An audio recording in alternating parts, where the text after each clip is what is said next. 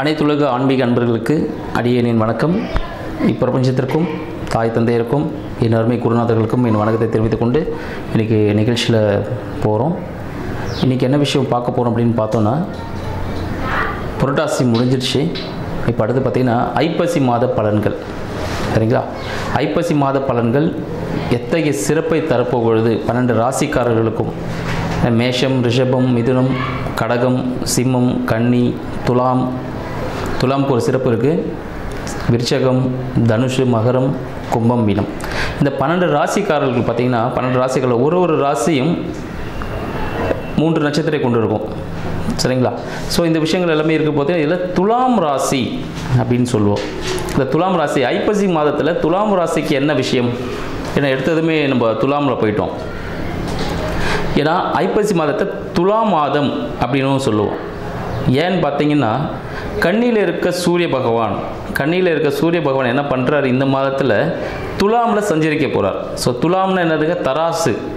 துலாமோட simple பார்த்தீங்கன்னா தராசு. அவங்க எடை போடக்கூடியவர்கள், ஒரு நியாயமாக நடந்துக்கக்கூடிய பர்சன் யாருன்னு பார்த்தீங்கன்னா இந்த துலாம் ராசிக்காரர்கள் சொல்லலாம்.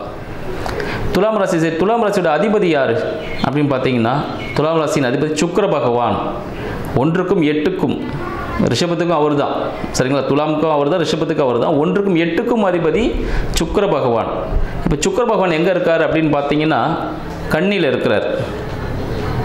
சுக்கிர பகவான் கன்னியில் சஞ்சாரம் பண்ணிகிட்டு இருக்கார்.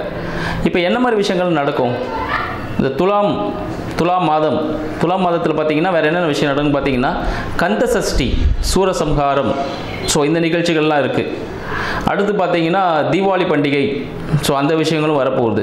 ஸோ இந்த மாதிரி ஒரு சிறப்பு மிக்க ஒரு மாதம் என்னென்னு பார்த்தீங்கன்னா இந்த ஐப்பசி மாதம் அடைமழைன்னு சொல்லுவாங்க.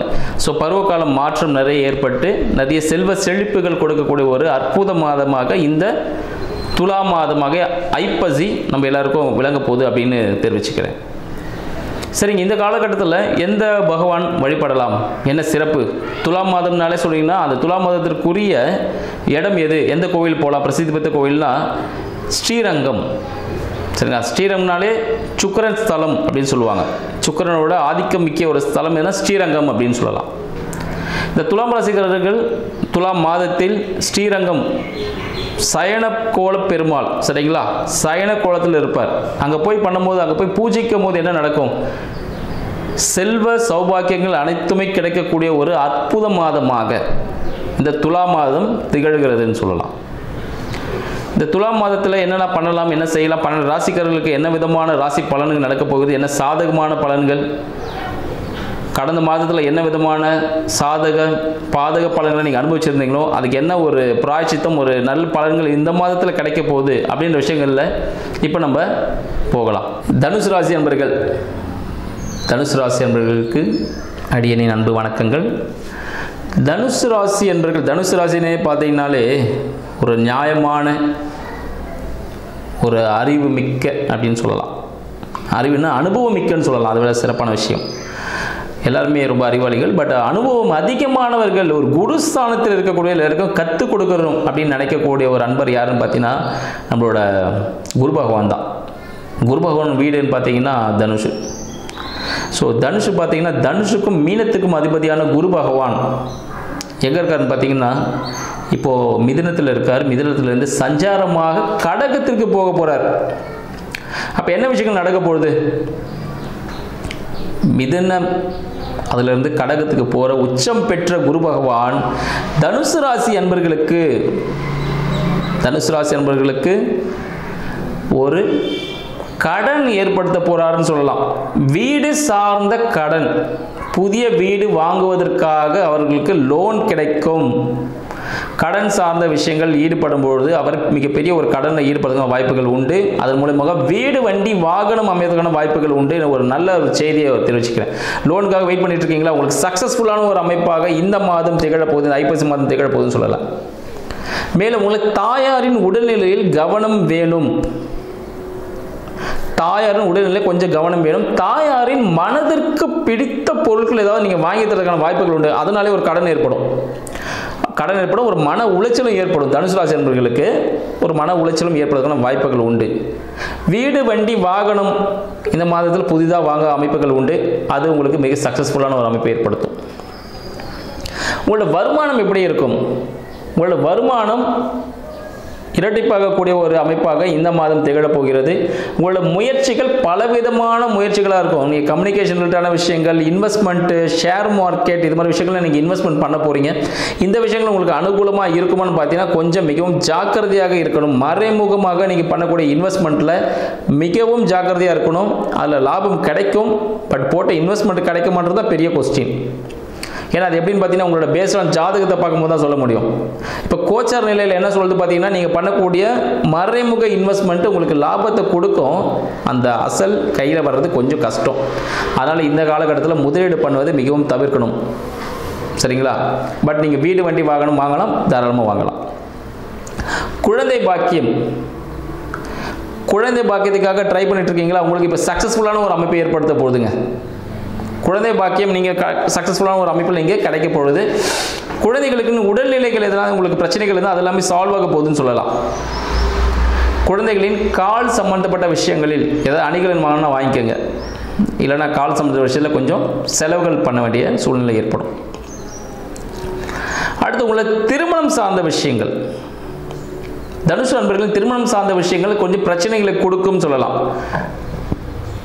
வாழ்க்கை துணையின் மூலமாக சிறிய பிரச்சனைகளை சந்திக்கக்கூடிய அன்பர்களாக இந்த மாதம் திகழும். ஏன்னா குரு பகவான் உச்சத்தில் போகிறார். சரிங்களா? அந்த பிரச்சனைகள் ஏன்னா துலாம் மாதத்தில் இந்த தனுசு ராசி அன்பர்கள் தான் அந்த பிரச்சனையை கிரியேட் பண்ணுவாங்க. ஏன்னா வாழ்க்கை துணையின் போகும்போது பார்த்தீங்கன்னா கூட்டாளிகள், கூட்டு தொழில் செய்பவர்கள் பார்த்தீங்கன்னா 7ஆம் அதிபதினு வந்துடும். 7ஆம் அதிபதி தான் புத பகவான் இருக்கார். 7க்கும் 10க்கும் அதிபதி. தொழில் கூட்டாளிகள் வச்சுக்கலாம். ஒரு அழுத்தம் ஏற்படும். இதற்கு நல்லா போயிட்டு இருக்கும். இப்போ சிறிய விரயங்கள் ஏற்படுவதற்கான வாய்ப்புகள் உண்டு. என்னங்க எல்லாமே இப்படி சொல்கிறீங்க, நான் என்ன தான் பண்ணுறது? ஒன்றுமே இல்லை, ஜாலியாக டூர் ஒன்று போயிட்டு வாங்க.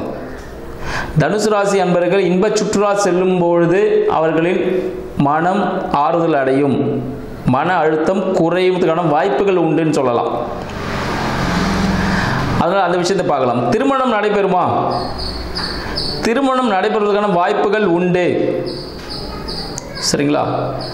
தனுசு ராசி அன்பர்களுக்கு திருமண வாய்ப்புகள் அமையும். பெண் உறவில் அமையாது, அசலில் நீங்கள் பார்த்தீங்கன்னா பெண் அமைஞ்சிருவாங்க. வேற்று மதத்தினராக இருப்பதற்கான வாய்ப்புகளும் உண்டு.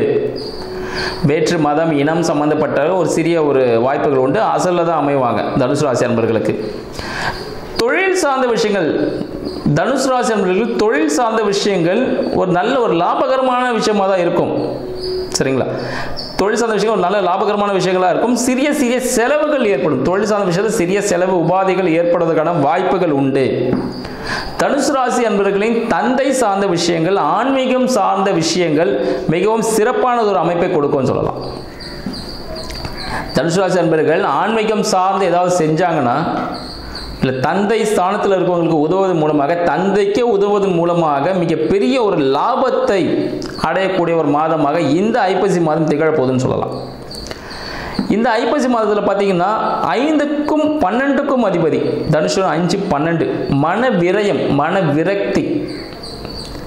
சரிங்களா? இந்த விஷயங்கள் இல்லை குழந்தைகளுக்கான செலவுகள் ஏதாவது ஏற்படும். புதியதாக பூர்வீகம் சார்ந்த செலவுகள் ஏற்படும்.